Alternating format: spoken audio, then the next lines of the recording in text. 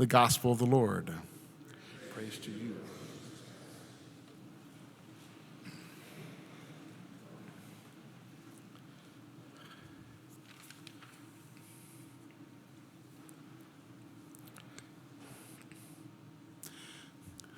Have you traveled to a foreign country? Hopefully. If you do, sometimes you're unable to communicate well because you can't speak the language or you don't understand the customs and the cultures. One of my experiences was to go to Germany, to Munich in particular, and I had learned a few of the German phrases, but didn't really know German too well. But it was interesting. As we were walking through downtown Munich, I felt like I was back in Effingham.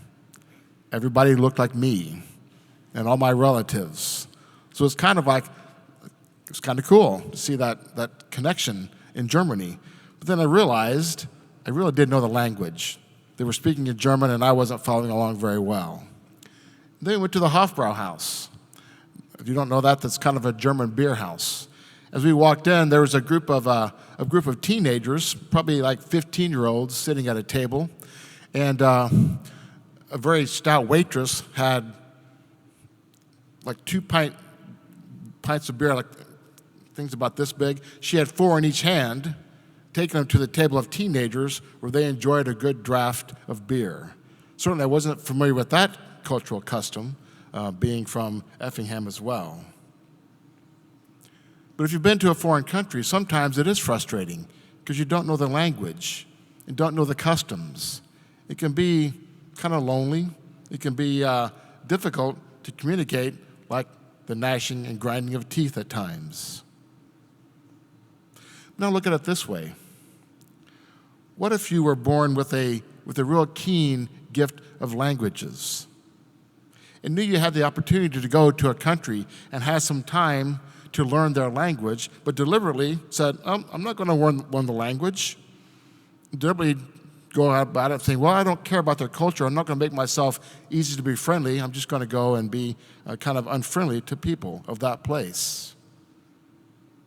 Well, what if you were suddenly transported to that place and marooned there?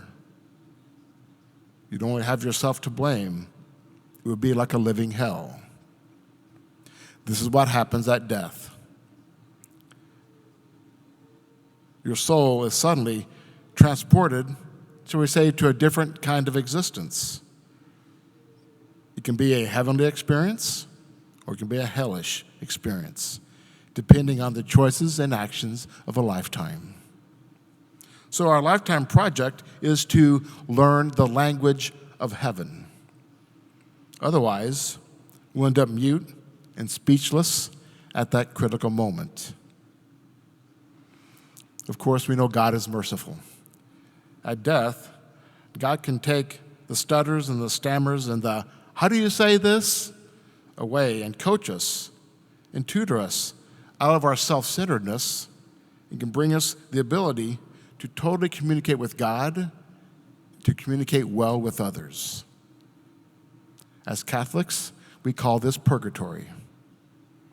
It is the purging of all of our selfishness.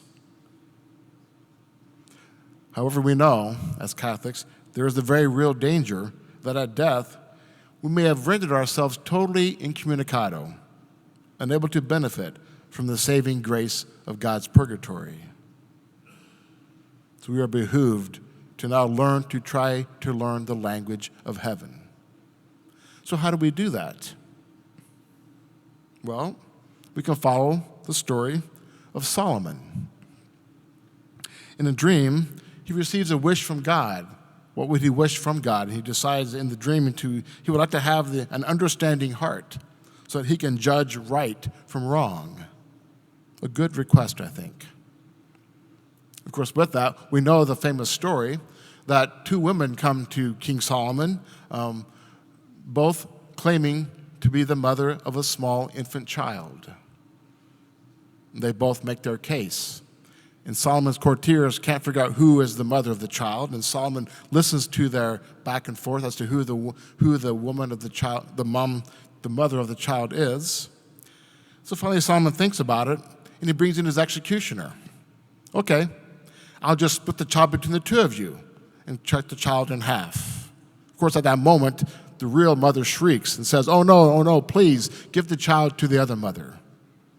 Then Solomon, in his wisdom, understands who the true mother is.